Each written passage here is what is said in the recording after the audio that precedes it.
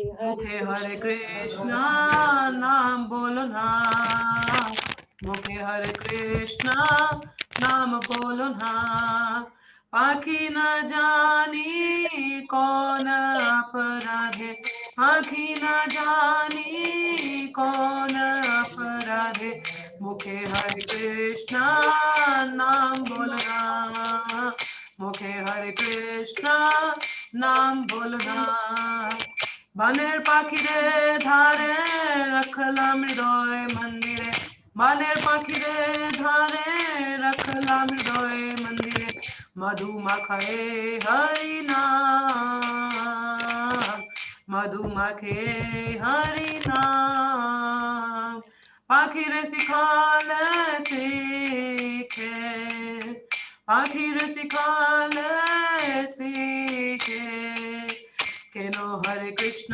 নাম बोले ना, কেনো হরে কৃষ্ণ নাম बोले ना, পাখি সকল নাম বলতে পারো, পাখি সকল নাম বলতে পারো, কেনো হরে কৃষ্ণ নাম বলো না, কেনো হরে কৃষ্ণ নাম বলো না, কেন হরে কৃষ্ণ নাম হরি বলে, কেন হরে কৃষ্ণ নাম হরি বলে, মানো প্রাণ কাঁদে না,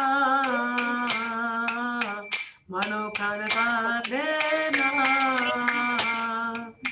চলো পাখি রূপের দেশে যায়, চলো পাখি রূপের দেশে যায়, যে দেখতে মানুষ আসা যাও নাই, যে দেখতে মানের মানুষ আসা যায় নাই, চলো পাখি রূপের দেশে যায়, চলো পাখি রূপের দেশে যায়, যে দশতে মানের মানুষ আসা যায় নাই, যে দশতে মানুষ আসা যায় নাই, পাখিরে তোর মারানো কালেতে, পাখিরে তোর মারানে কালেতে, চার বিবাসের ঢোলতে,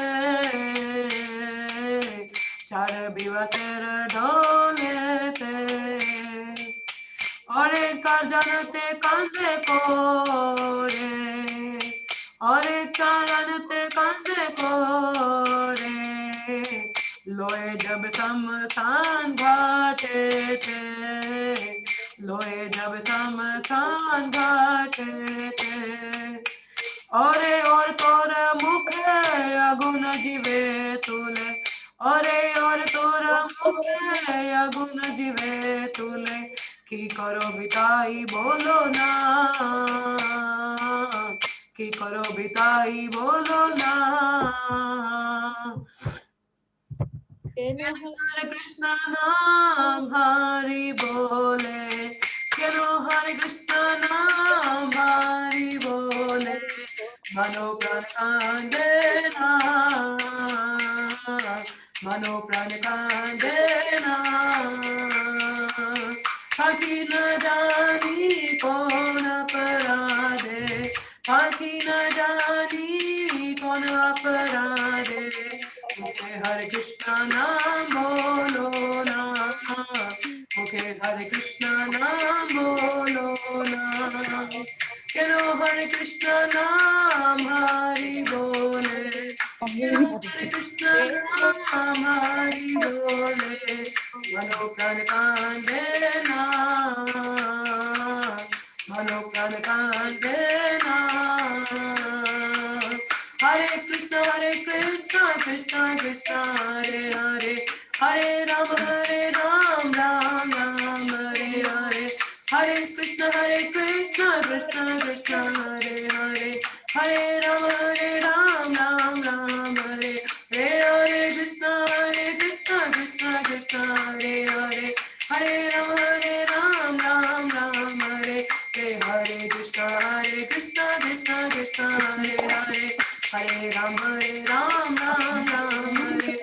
हरे, Krishna Krishna Krishna Hare Hare, Hare Ram Ram Ram Hare Krishna Krishna Krishna Hare Hare Hare Ram Ram Ram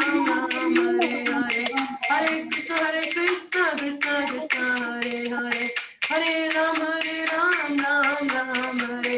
चलो हरे कृष्ण नाम हरि बोले चलो हरे कृष्ण नाम हरि बोले हरे कृष्ण कृष्ण कृष्ण हरे हरे हरे राम राम राम हरे हरे कृष्ण कृष्ण कृष्ण हरे हरे हरे राम राम हरे जय प्रभुपाद जय श्रीला प्रभुपाद जय प्रभुपाद जय श्रीला प्रभुपाद जय प्रभुपाद जय प्रभुपाद जय प्रभुपाद जय श्रीला प्रभुपाद।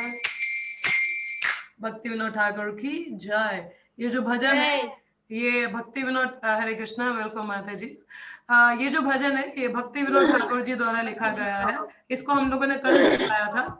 तो जैसे हम लोग अभी बात केनो हरे कृष्णा नाम, तो ये जो भजन है इसको भक्ति विनोद ठाकुर जी ने गाया। इसको हमने कल भी पढ़ा था। तो जैसे अभी हमारा जो होता है जब कहते हैं हमें अगर शुद्ध भक्ति करनी है ना, तो शुद्ध भक्ति आचार्य भी कहते हैं कि सबसे ज्यादा जो पोटेंसी है या ज्यादा जो इन्वेस्टमेंट होती है भजन में वो हमारे चैंटिंग पे होता है, हमारा जप पे होता है। तो 99.99% जो हमारी भक्ति निर्भर करती है वो हमारे जप पे निर्भर करती है कि हमारा जप कैसा होता है। हमें नामाभास नहीं करना या लिप सर्विस नहीं करनी। जैसे मैं कल बता रही थी कि भक्ति विनोद ठाकुर के समय में एक पुजारी था, वो पुजारी मतलब पूरी सेवा कर रहा था मगर कहता कि मुझे भूत का रूप क्यों मिला। तो भक्ति विनोद ठाकुर ने बोला तुमने जप तो किया मगर चेतना पूर्ण चेतना से नहीं किया, पूर्ण निर्भरता पे नहीं किया, भगवान पे पूर्ण प्रेम भाव से नहीं किया। मुंह में सिर्फ हरे कृष्ण तोते की तरह रटते रहे। तो हमें तोते की तरह नहीं रटना है, हमें उसको पूर्ण चेतना से गाना है। तो वही यहाँ पे भक्ति विनोद ठाकुर उसी के बारे में बता रहे हैं, थोड़ा जप के बारे में। तो हम थोड़ा देखते हैं इसका तात्पर्य क्या है। जैसे बोला है केनो हरे कृष्ण नाम बोले ना, कि जो हे मेरे मन, भगवान यहाँ पे भक्ति विनोद ठाकुर कह रहे हैं कि हरि नाम करते हुए मेरा जो हृदय है ये रोता क्यों नहीं है। जब भी हरि नाम जब लीता है ये वाह विभोर क्यों नहीं हो जाता, कि जब हरे कृष्णा भी बोले थे भाव विभोर कैसे नहीं हो जाता है। मैं आपको बताऊं, आप सबको पता है रूप गोस्वामी कितनी माला किया करते थे? आप किसी को पता है रूप गोस्वामी महाराज बाद कितनी माला किया करते थे दिन में? किसी को पता है? Anybody know? 1 लाख 1 लाख 1 लाख 1 लाख मुझे नहीं याद है कितनी करते थे तो 1 लाख तक 1 इसलिए मैंने लाख पूछा, मुझे नहीं पता। तो एक्चुअली उनका जो जप होता था ना वो पता कैसा जप होता था उनका। उनका जप होता था कि जैसे रूप गोस्वामी ने अभी जस्ट हरे बोला ना तो वो लीला में चले जाते थे। और हमारा तो हरे कृष्ण 64 बार भी कर लो हम लीला तो भूल जाओ। तो भगवान की निरंतर लीला में वो अंतर्धान हो जाते थे। अभी एक समय की बात है, रूप गोस्वामी जप कर रहे थे तो अभी उन्होंने हरे ही बोला था। हरे बोला तो वो लीला में चले गए जहाँ पे सखियां जो है वो राधा रानी को तैयार कर रही थी। और राधा रानी शीशा सामने लिया था गोपीज ने। तो उन्होंने बोला कि राधा रानी आप तैयार हो गए तो आपको दिखाएं आप कैसे दिख रही हैं। तो उन्होंने बोला हाँ हाँ दिखाओ। अब गोपीज ने एक्चुअली देख लिया था कि कृष्णा पीछे छुप के देख रहे हैं। तो उन्होंने जैसे दिखाया तो शीशे में किसकी शक्ल दिखी उन्हें? कृष्णा की दिखी। तो राधा रानी हंसने लगी। अब ये जो लीला थी साक्षात रूप गोस्वामी उस चीज को देख रहे हैं अपने सामने, आंखों के सामने ये पूरी लीला उनको दिख रही है। तो और वो हंस पड़े वहां से। तो जब वो हंस पड़े तो एक्चुअली क्या हुआ, कुछ 2 भक्त थे वो रूप गोस्वामी से मिलने आए थे उस समय। तो वो लोग आए हुए थे तो उनको लगा रूप गोस्वामी हंस पड़े।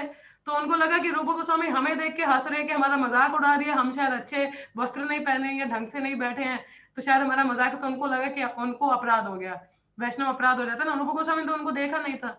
तो उन 2 भक्तों को लगा कि शायद ये हमसे मिलना नहीं चाहते और हमारा शायद मजाक उड़ाया जा रहा है। तो वो लोग चले जाते हैं। अब कहीं ना कहीं कहते हैं जब अपराध हो जाता है तो आपकी जो लीला है भक्ति हो नहीं पाती। तो रूप गोस्वामी का हमेशा वो जो लीला स्मरण था वो एकदम से टूट जाता है। तो अपने एक्सटर्नल कॉन्शियसनेस में आ जाते हैं। ये मतलब मैं आपको पूरी स्टोरी तो नहीं बता रही हूँ, बस इतना बता रही हूँ कि अभी रूप गोस्वामी ने सिर्फ हरे बोला और वो कहाँ चले गए? लीला में चले गए। तो लगा लो ऐसे में जब करते करते तो कितने जब करते होंगे पूरा लीला स्मरण आ रहा है। तो हमारा जो जप है इतना अगर शुद्ध होगा तो हम भी साक्षात भगवान की। अब ये कोई पुराने जमाने की बात नहीं है, ये इसी कलयुग की बात है। ठीक है, रूप गोस्वामी हमारे समय के ही है। मतलब इसी कलयुग के ही है ना, कोई पुराने किसी युग की बात तो हो नहीं रही। तो अगर वो लोग ऐसा एक्सपीरियंस कर सकते हैं तो हम लोगों को भी ऐसा हो सकता है, अगर हमारा जो भजन है वो शुद्ध नाम अगर हम उच्चारण करें। तो मैं आपको पूरी स्टोरी तो नहीं बता रही, मेरा बताने का मकसद इतना ही था कि रूप गोस्वामी का अगर उतना वो एक्सपीरियंस अनुभव कर सकते हैं तो हम भी कर सकते हैं। तो यहाँ पे भक्ति विनोद ठाकुर कह रहे हैं कि जप जो है अपने मन को ही बोल रहे हैं, हृदय को कह रहे हैं कि हरि नाम लेते हुए तेरा रोना क्यों नहीं निकलता, वाई डोंट यू क्राई, आप रोते क्यों नहीं हो, उतना भाव विभोर क्यों नहीं हो जाते हो। ठीक है, सो वैसा हमें होना चाहिए। और यहाँ पे वो अपने हृदय को क्या बोल रहे हैं, पंछी के रूप में यहाँ पे उसको बता रहे हैं कि जैसे यहाँ पे वर्ड आ रहा है ना, हमने दूसरा भजन लाइन जो गाई, पाखी ना जानी कौन अपराधे, कि पता नहीं इस पंछी, ये जो मेरा हृदय रूपी पंछी, इसने पता नहीं कौन से अपराध किए हैं कि मुख से हरे कृष्णा नाम ही नहीं बोल पा रहा है ये। तो ये जो पंछी रूपी हृदय है हमारा, पता नहीं जब हम नाम नहीं ले पाते ना, वो कहीं ना कहीं अपराध ही करते हैं। या तो वैष्णव अपराध करते हैं या हम सेवा अपराध कर जाते हैं, दो ही अपराध होते हैं, या तो नाम अपराध, या तो सॉरी नामा अपराध और ये सेवा अपराध होते हैं हमारे। सेवाओं में 32 अपराध होते हैं और नामा अपराध हमारे 10 हैं जो हम जब से पहले पढ़ते हैं, और वैष्णव अपराध उससे भी ऊपर माना जाता है। तो अगर इनमें से कोई भी अपराध किया है तो ये नाम में रुचि नहीं आती है, हमारे जो हरि नाम के जप में है ना उसमें रुचि नहीं आती जब हम अपराध करते हैं। तो ये बोले पाखी ना जाने कौन अपराध है, मुखे हरे कृष्णा नाम बोले ना, कि पता नहीं कौन सा अपराध ये करे है कि मुख से हरे कृष्णा नाम नहीं ले रहा है ये। यहाँ पे ये बता रहे हैं, कहते हैं आगे कि ये जो जंगल का ये जो पंछी है, जंगली पंछी, कि उसको बोल रहे हैं, आप देखो उसको प्रलोभन दे रहे हैं, कहते हैं हृदय में बहुत मधुर है, मधुर मतलब एक शहद रूपी, हरि नाम शहद रूपी मिठास शहद है वहां पे। कहते हैं पाखी सकल नाम बोलते पाने, बानेर पाखी रे धारे रखलाम हृदय मंदिर है, मधु माखाई हरि नाम पाखी रे सिखा ले सीखे, कि बोले है कि मैं सिखा रहा हूँ, सीख ले कैसे नाम लेना है। ये अगर तू सीख जाएगा तो ये जो हृदय में हरि नाम का ना शहद है, तो उसको स्वाद कर पाएगा। अगर तू सीख उसका स्वाद लेना चाहता है ना शहद का, हरि नाम का, तो क्या करे, ये जो तेरे को मैं बोल रहा हूँ इसको सीख ले कि किस तरह से इसको हरे कृष्ण महामंत्र का उच्चारण करना है। फिर आगे कहते हैं कि जो पंछी ये तो आसानी से सीख जाते हैं, अब पंछी को सिखाने में कोई समय लगता है क्या। अब तोता उसको बोलो भाई तू बोल हरि बोल हरि बोल हरि बोल, वो तोता भी रट जाएगा हरि बोल हरि बोल, पर तेरे को क्यों इतना टाइम लग रहा है, कि जो पंछी वो तो आसानी से जल्दी सीख जाता है। ठीक है, मगर तू क्यों सीखने से मना कर रहा है। ठीक है, क्यों क्यों नहीं रोता है जब भगवान का नाम लेता है, तो सीखने से क्यों मना कर देता है कि मुझे हरे कृष्ण शुद्ध नाम से लेना है। वाई डोंट यू लिसन, आप सुनते क्यों नहीं हो, क्यों नहीं इस नाम को साधन करना चाहते। कहते पंछी अगर तुझे भगवत धाम जाना है ना, तुझे सच में अगर भगवत धाम जाना है आध्यात्मिक जगत में, जहाँ पे सच में सुंदरता और प्रेम का अनुभव करना है, तो तुझे ये जो भौतिकवादी लोग है ना, इनकी तरह नहीं बनना, इनकी बातों में नहीं आना, अगर इस जन्म मृत्यु के चक्कर में नहीं आना है वापस, तो तुझे हरि नाम लेना पड़ेगा। कह रहे हैं कि जब मृत्यु हो जाएगी तुम्हारे शरीर को क्या होगा, 4 लोग कंधा दे के तो संस्कार वहां पे ले जाएंगे शमशान घाट में, और वहां क्या होगा, क्या होगा जब अगर आग लगेगी ना तुम्हारे शरीर को, तो आग सबसे पहले मुंह के अंदर जाएगी, और मुंह के अंदर जाके तुम्हारी जीवा को जला देगी, और उस जली हुई जीव से तो तुम लायक भी नहीं रहोगे हरि नाम लेने का। तो तुम्हें क्या उस समय का इंतजार करना है, तुम अभी क्यों नहीं शुद्ध नाम लेते हो। क्योंकि जब मृत्यु होगी शमशान घाट में शरीर जल जाएगा, सबसे पहले तो मुख ही जलेगा, और मुख के अंदर ये जो जीवा जिसे चटर चटर करते हो ना, ये तो सबसे पहले जलेगी, फिर तो हरि नाम लेने के लायक भी नहीं रहोगे। तो उतना देर मत करो, अभी से सीखो कि हरि नाम को किस तरह से शुद्धता से लेना चाहिए, और कंधन करते हुए रोते हुए हमें लेना चाहिए। वही कल राधा गोविंद महाराज बता रहे थे कथा में, कहते हैं कि अगर जैसे बच्चा अब झूठा मूठा कर रोता है ना, तो माँ को भी पता है नौटंकी कर रहा है, माँ नहीं आती उसको लेने के लिए, पता ही ऐसे ही नौटंकी करता रहता है। मगर जब बच्चा सच में रोता है तो माँ भागती हुई आती है बच्चे को लेने के लिए। तो भगवान भी जानते हैं कि हमारा जप कौन सा वाला हो रहा है, हमारा नौटंकी वाला जप हो रहा है कि सच वाला जप हो रहा है। तो मतलब अगर हम सच में भगवान को बुला पुकार रहे हैं, कि हम लोग से दिखा रहे हैं लोगों को, देखो हम हरे कृष्णा करते हैं, हरे कृष्णा हरे कृष्णा। आज तो मैंने 64 माला की माता जी, मगर 64 में कितनी आपने पूर्ण चेतना से की, तो उसका भी तो ध्यान दो। 64 नहीं, नंबर नहीं काउंट कर, भक्ति सिद्धांत सरस्वती ठाकुर जी तो कहते ही थे कि 64 करना चाहिए, एवं नगेंद्र महाराज भी कहते हैं कि 64 माला करनी चाहिए, नहीं तो उससे पहले तो माला तो है ही नहीं। ये तो अंग्रेजों के लिए उन्होंने 16 कर रखा था, हमें तो 64 करनी चाहिए। मगर 64 भी अगर 16 माला भी चेतना से करो तो वो भी 64 के बराबर मानी जाएगी, मगर पूर्ण चेतना से तो जब करना है ना हमें, तो वो चीज हमें यहाँ पे देना चाहिए। तो भक्ति विनोद ठाकुर हमें उसी चीज के बारे में यहाँ पे बता रहे हैं। एक बार की कथा है, इसी से भक्ति विनोद ठाकुर का ही एक पास टाइम है, तो मुझे याद आ रहा है तो मैं बता ही दूं भक्ति विनोद ठाकुर काफी बुजुर्ग हो चुके थे उस समय में, तो वो जब कर रहे थे, तो जब जब तो नहीं करे, तो अपने आंगन में बैठे थे और बुला रहे थे किसी, जैसे ऐसा मानो, ऐसा लग रहा था कि किसी बालक को बुला रहे हैं कि भाई आना, इधर आना। बालक को बहुत उत्सुकता से बुला रहे हैं, लालसा से बुला रहे हैं कि उसको बुला रहे हैं। तो एक छोटा बालक उनके घर पे आया था, तो वो अपने पिताजी को कहते कि पिताजी, ये जो बूढ़े बाबा है ये किसको बुला रहे हैं? तो ये पता नहीं, लगता है जोर जोर से कब से सुबह से ही बुलाई जा रहे हैं, पता नहीं किसको बुला रहे हैं, जरा देख लो, इनको ढूंढने में मदद कर दो कि किसको बुला रहे हैं। भाई ये बुजुर्ग हो चुके हैं, देखो जरा किसको बुला रहे हैं। तो जब जाते हैं तो एक्चुअली वो कोई और नहीं, भक्ति विनोद ठाकुर वहां बैठ के जप कर रहे होते हैं। उनका जप ऐसा है कि भगवान को बुला रहे हैं, देखो, ये उनका जप है। तो हमारा जब भी ऐसी भावना का होना चाहिए कि हम भगवान को बुला रहे हैं, रो रहे हैं उनके लिए कि नहीं, हमें आप चाहिए, आप ही चाहिए, और कोई कुछ नहीं चाहिए, माया नहीं चाहिए, कुछ नहीं चाहिए, सुंदर स्त्रियां, फॉलोअर्स नहीं चाहिए, धन नहीं चाहिए, ऐसा वैसा कुछ नहीं चाहिए, सिर्फ आपकी कृपा चाहिए, आप भगवत धाम जाना है। तो वैसा भजन हमारा होना चाहिए, लोगों को लगे नहीं सच में रो रहा है भगवान को लगना चाहिए नौटंकी नहीं चल रही है, सच में भजन हो रहा है। सो वो हमें करना है, ठीक है। सो अभी हम लोग अपना भगवत गीता का स्टार्ट करेंगे। तो अभी आप लोगों को कुछ शेयर करना है जब से रिलेटेड, कि अभी जो हमने ये भजन पढ़ा, अगर आप लोगों को कुछ कहना तो आप कह सकते हैं, और अगर नहीं कहना तो हम फिर अपना भगवत गीता शुरू करेंगे। हरे कृष्णा। किसी को कुछ कहना है? अगर जब से रिलेटेड किसी का खुद का कोई एक्सपीरियंस हो या रियलाइजेशन हो तो आप बोल सकते हैं। यस, हरे कृष्णा। किसी को कुछ कहना है अभी तक? नहीं कहना है? तो ये जो भजन है इसको आप बार बार गाइए, तो कहीं ना कहीं मन में वो आती है ना। हमें तो प्रार्थना नहीं करनी आती है, मगर जब हम आचार्यों के भजनों को गाते हैं तो हम प्रार्थना सीख जाते हैं कि कैसे करनी है। तो जब उन्हीं को गाएंगे तो मूड ऐसा तो नहीं है, मगर ऐसा बन भी सकता है। अगर हम बार बार किसी चीज को पढ़ते हैं या सुनते हैं ना, तो वैसी चेतना हमारी बन जाती है। तो इसको अगर हम बार बार जी गाएंगे, सुनेंगे, समझेंगे, तो वैसा हमारे भजन में भी दिखेगा। ठीक है। तो आज हम क्या लोग मुझे अभी भगवत पूछना गीता वहीं से, हाँ जी मोनिका माता जी बोलिए। हाँ, ये जैसे होता है कि अभी जैसे अब भजन पढ़ रहे थे और इसमें था कि हम लोगों का मन क्यों नहीं भगवान का नाम लेता, तो हाँ। हम इसको किस चीज से कंसिडर करें? मतलब जैसे कुछ लोग जप करते हैं और कुछ लोग नहीं करते पर भगवान का नाम लेते हैं, तो हम्म। उस इंसान को भी, जो इंसान जप नहीं करता पर लेकिन भगवान का नाम लेता है, तो क्या हम उस इंसान को भी बोलेंगे कि उसका मन जो है वो मतलब भगवान का नाम नहीं लेता? देखो, समझ रहे हो मैं चेतना क्या कह रही निर्भर करती है माता जी, अब हमें पता नहीं है ना किसी की क्या सिचुएशन है। देखो, अगर तो हूँ? अगर मैं आपको एक उदाहरण दूं, ठीक है। अब भक्ति हम्म, तीर्थ स्वामी पाद महाराज थे, ठीक है, जिन्होंने अपना शरीर 2005 में छोड़ा, हमारे इस्कॉन के ही महाराज रहे हैं भक्ति तीर्थ स्वामी महाराज, ठीक है। उनको बहुत भयंकर कैंसर हुआ था, तो जिसकी वजह से उनकी जो एक टांग थी उसको काट दिया गया था, और महाराज अंतिम समय में बिल्कुल ऐसे मतलब आप लगा लो सिर्फ हड्डियां ही थी, कुछ ज्यादा था नहीं। अगर आपने प्रपात की कभी अंतिम समय की फोटो देखी हो तो आपने देखा होगा प्रपात का सिर्फ शरीर तो था नहीं, सिर्फ हड्डियां ही थी।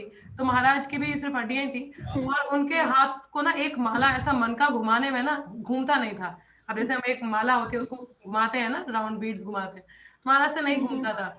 तो मगर फिर भी महाराज प्रयास करते थे कि नहीं, मुझे 16 माला करनी है। तो महाराज करते थे अपना, बहुत बहुत कष्ट होता था उनको क्योंकि हाथ चलता नहीं था, बहुत कमजोर थे। तो राधानाथ महाराज उन महाराज के साथ में थे, तो महाराज ने उनको बोला कि महाराज, आपने अपनी पूरी जो जीवन है वो प्रभुपाद को समर्पित की है, उनके दिए हुए आदेशों के अनुसार अपना जीवन जिया है। अभी आपको ये 16 माला करने की जरूरत नहीं है, प्रभुपाद जानते हैं कि आपने पूरा जीवन उनके लिए लगाया है, और अभी आपकी सिचुएशन भी ऐसी नहीं है, तो आप रहने दीजिए। तो उस समय महाराज ने क्या कहा, महाराज ने कहा कि नहीं, बेशक मैं एक गुरु हूं, मगर उससे पहले मैं एक शिष्य हूं, और सही गुरु वही है जो सही शिष्य भी है। और मैंने अपने गुरु को ये वचन दिया था कि मैं 16 माला निरंतर जप करूंगा। अब ये तो नहीं बोला था कि कब तक करूंगा, ऐसा तो नहीं ना बोला कि मैं जब तक बूढ़ा नहीं हो जाता या इतनी उम्र का नहीं, मतलब लाइफ टाइम का वाव लिया है ना, तो उसको मैं कैसे तोड़ सकता हूँ? तो मैं उसको नहीं तोड़ना चाहता, तो महाराज के पास कुछ बोलने को था नहीं।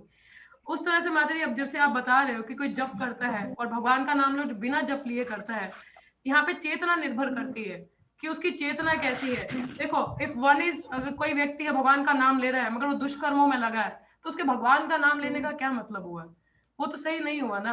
अब जो व्यक्ति है बेशक वो माला करने का प्रयास कर रहा है, मगर कहीं ना कहीं वो नियम पालन भी करने का प्रयास कर रहा है ना, वो कहीं ना कहीं उससे बेटर है, ठीक है। क्योंकि वो माला, जैसे हमारे प्रपाद आचार्य ने बोला है, करना चाहिए, हमें जप करना चाहिए, क्योंकि जप करने से हम एक कनेक्शन फील होता है। ठीक है, मैंने बोला सिचुएशन डिपेंड करती है, मे भी उनकी सिचुएशन वैसी ना हो, ठीक है, ना कर पा रहे हो, उस सिचुएशन में मे बी वो ऑब्वियसली वो अच्छा माना जाएगा। चेतना यहाँ पे निर्भर करती है कि कितनी चेतना से भगवान को याद करते हैं। ठीक है, सो वो चीजें यहाँ पे मैटर करेगा। बेशक वो जप नहीं कर पा रहा है, अगर भगवान का नाम हृदय में भी ले रहा है 24 घंटे, वो भी बहुत अच्छी बात है, क्योंकि भगवत गीता में भगवान कहते हैं सततम कीर्तयन्तो माम, 24 घंटे 24/7 मेरा नाम कीर्तन भजन करते रहो। अब किसी की सिचुएशन ऐसी हो सकती है घर पे, या कोई भी अगर सिचुएशन वैसी है, तो ठीक है, अगर वो मन में ही ले रहा है तो वो भी बहुत अच्छी बात है, कहीं ना कहीं उसको वो उसका फायदा फल तो मिलेगा ही। अगर, और जहां तक हमारी बात है जो माला कर रहे हैं, तो उनको तो प्रयास जरूर करना चाहिए कि वो पूर्ण निर्भरता से कर सके, उसको अच्छे से कर सके। तो ये दोनों पे डिपेंड करेगा, सिचुएशन डिपेंड करेगी यहाँ पे माता जी, और ऑब्वियसली चेतना डिपेंड करती है। बेशक कोई उस सिचुएशन में चाहे वो मन में ही नाम ले रहा है, तो मन में तो ले, मगर उसकी, देखो, कोई भी हमारे जो एक्शन होते हैं, जो भी हम कार्य करते हैं, वो हमारे एक्शंस में दिख जाता है। अगर आप भगवान का नाम शुद्ध चेतना से ले रहे हो ना, तो आपके कार्यों में वो दिखेगा, आप में वो हम्बलनेस होगी, मीकनेस आएगी, और एक ट्रांसफॉर्मेशन आएगा, चेंज आएगा। तो अगर आप सिर्फ ऐसे ही ले रहे हो तो फिर मतलब नहीं बनता। So that shows in your behaviour, attitude में दिखेगा आपको। तो वो चीज है। ऑब्वियसली भक्ति में प्रगति करनी है तो बहुत सारे नियम पालन भी आते हैं, तो वो चीजें भी होती हैं।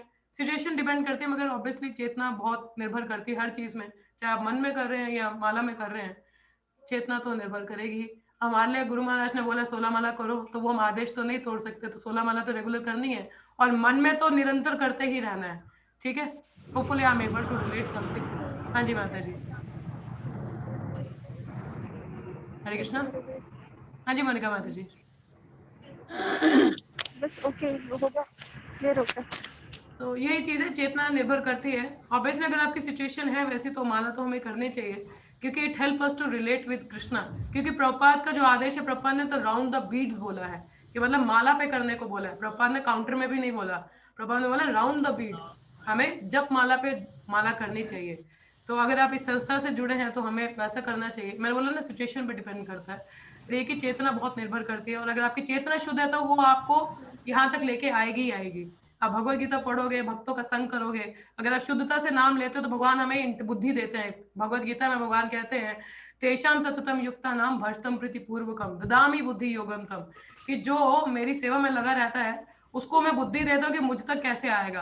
तो बेशक वो व्यक्ति अभी इस्कॉन से नहीं जुड़ा है, संस्था से नहीं जुड़ा है, तो मन में ही उसको पता चला हरे कृष्णा का जप करना चाहिए, तो मन में ही कर रहा है। अगर उसकी चेतना शुद्ध होगी ना, उसकी इंटेंशन शुद्ध होगी, तो भगवान उसको खुद इंटेलिजेंस देंगे, उसको भक्त संग में लेके आएंगे, और वो भक्ति आगे उसकी बढ़ेगी। नहीं तो वहां से तो अच्छी तो है, मगर आगे बढ़ने का तभी आता है, वो उसकी शुद्ध चेतना से देखेगा, भगवान उसको खुद गाइड करेंगे अंदर से कि ऐसे करो ऐसे करो, दैट विल हेल्प। ठीक है, so that will be there. और बाकी हमारा, हम जो माला कर रहे हैं, तो आप लोग मत सोचे हम मन में कर लेंगे। आपके लिए प्रभुपाद ने बोला है हमें जप माला पे करना है, तो आप लोग प्लीज जप माला पे कीजिए। तो वो आप माला पे निरंतर 16 माला कीजिए, और 16 माला जो है ना, वो अपने चलते फिरते मत करो।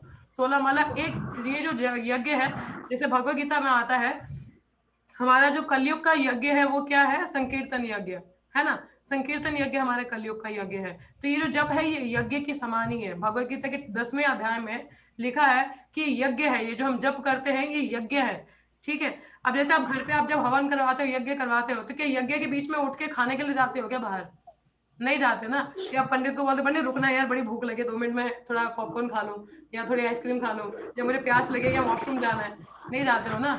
जब तक यज्ञ हवन कंप्लीट नहीं होता, वहीं बैठते हो, पुण्य चेतना से स्वाहा स्वाहा चल रहा होता है ना। तो उसी तरह से जब हम जप करते हैं, तो यज्ञ है, 16 माला का यज्ञ आप करते हो दिन में, तो हिलना नहीं होता, एक सिटिंग में उसको कंप्लीट करना चाहिए हमें। प्रयास, अगर आपको कोई बैक प्रॉब्लम नहीं है, अगर प्रॉब्लम है तो ऑब्वियसली आप खड़े होके कीजिए, या थोड़ा चल के कर लीजिए। ठीक है, मगर प्रयास कीजिए कि आप एक ही सीटिंग में एक ही जगह पे बैठ के उसको मतलब कर पाए, क्योंकि एक चेतना बनती है ना, ये यज्ञ है, तो इसको ऐसे उठ उठ के नहीं करना चाहिए। हाँ, नींद आ रही है तो थोड़ी देर खड़े हो जाइए, मगर प्रयास कीजिए आप रात को जल्दी सोइए और सुबह आप समय पे उठिए, ताकि आप जप में नींद ना आए और उसको अच्छे से कर सको, क्योंकि ये जप यज्ञ है। 16 माला का आप एक आहुति देते हो, तो ये यज्ञ है। फल तो तभी मिलेगा ना जब यज्ञ पूर्ण अच्छे से होगा, तो ये यज्ञ माना जाता है। तो हमें इसको एक सीटिंग में करने का प्रयास करना चाहिए। ठीक है, तो तभी उसका बेनिफिट भी मिलेगा, और पूर्ण चेतना से। जैसे मैंने यज्ञ का उदाहरण दिया, यज्ञ में उठते नहीं ना हम लोग, जब तक पंडित बोले नहीं कि हो गया समाप्त, तो बीच में तो नहीं बोलते भूख लगी है, इधर जाना है उधर जाना है, नहीं नहीं, तो सीधा, और साथ में मोबाइल जब आप जप करते हो तो अपने मोबाइल को बंद करके तो साइड पे रख देना चाहिए, या तो उसको ऑफ कर देना चाहिए उस समय में, ताकि कोई डिस्टरबेंस ना हो। ठीक है, तो ऐसा रहना चाहिए हमें। तो मोबाइल को उस समय तो ऑफ करके साइड पे रख दीजिए जब तक आपके जप नहीं होता। जब हो जाएंगे फिर खोल लीजिएगा, फिर जो देखना है देख लो। तो इतना इंपॉर्टेंट नहीं है, और कुछ ऐसा कार्य नहीं है जो मिस हो जाएगा। एक बार गौरवानी प्रभु जी का एक इंटरव्यू था, जब की बात हो रही है तो मैं बता दूं। तो प्रभु जी वो बता रहे, राधानाथ महाराज के शिष्य हैं प्रभु जी, और बहुत अच्छे कीर्तन भजन उनके आप सुने होंगे, है उनके बहुत सारे भजन है। सो वो प्रभु जी बता रहे थे, कीर्तनीय है, तो बता रहे थे एक इंटरव्यू में, कहते कि मैं जब भी, अब मैं उम्र के बढ़ते के समय जैसे मेरी दीक्षा हो चुकी है, तो मैं अपने जप, जो सबसे ज्यादा इंपॉर्टेंस है वो अपने जप को देता हूँ, क्योंकि ये जप है जो मुझे पूरा चार्ज करता है। और कहते हैं कि जब जप करता हूँ, अब वो इतने बड़े व्यक्ति हैं, बहुत लोगों का फोन आता होगा, कहते उस समय में मैं जो अपना ये फोन है इसको बंद करके तो साइड पे रख देता हूँ। अगर बज भी रहा हो तो मैं कभी उठाता नहीं, चाहे वो मेरे किसी करीबी का ही हो या किसी का भी हो, मैं फोन उठाता नहीं। क्योंकि मुझे पता है अगर मैं कृष्णा को प्रायोरिटी दूंगा तो मेरी बाकी जो प्रायोरिटीज है उसका ध्यान वो खुद रख लेंगे। तो कहते हैं कि एक बार ऐसा इंसिडेंट भी हुआ, बहुत ज्यादा इमरजेंसी थी, मगर मैंने वो फोन नहीं उठाया, मैं अपना निरंतर प्रॉपर जप कर रहा था पूरे ध्यान पूर्वक। और जब तक मैंने जब खत्म किया, बैक कॉल किया, तो जो प्रॉब्लम थी वो सॉल्व भी हो चुकी थी। तो कहते हैं वो मुझे कुछ अलग से करने की हरि जरूरत नहीं बोल। पड़ी। तो इसलिए जिस समय हमारा जहाँ ध्यान होता है हमें वही ध्यान देना चाहिए। अगर आप भगवान को प्रायोरिटी दोगे, बाकी चीजें भगवान खुद ध्यान में दे देते हैं, तो आपको चिंता करने की जरूरत नहीं है। तो इसलिए फोन को क्या है, बंद रखना चाहिए। नहीं अरे मेरे ऑफिस का फोन आ जाएगा क्या होगा, अरे मेरी पक्की सहेली फोन कर रही है, अरे घर से फोन आ रहा है, अरे बंद करके रखो, सब चीजें सेटल हो जाती हैं। ठीक है, तो ये होता है भगवान में, भगवान के नाम में श्रद्धा। तो इसलिए जब आप जप करें तो वो पूर्ण निरंतर करना चाहिए। ठीक है, तो आगे अभी अभी किसी को कुछ बोलना है? हरे कृष्णा, किसी को कुछ पूछना है अभी? Any question? नहीं, कोई नहीं है? चलिए ठीक है, अभी हम लोग अपना भगवत गीता स्टार्ट करते हैं। ये हम लोगों ने कल भूमिका इसकी शुरू की थी, तो उसी को आगे हम लोग रीड करेंगे। आपको स्क्रीन पे दिख रही होगी ये, तो फॉन्ट थोड़ा बड़ा करूं क्या? एक सेकंड में थोड़ा फॉन्ट हाँ बड़ा माता, थोड़ा सा बड़ा करो। हाँ जी।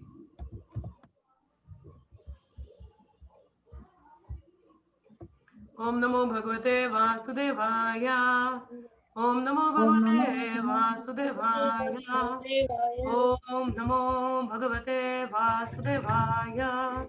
कल हम लोगों ने चर्चा की थी कि प्रभुपाद को ये इतनी सारी भगवत गीता ऑलरेडी थी, तो प्रभुपाद ने एक और भगवत गीता लाने की क्या जरूरत थी।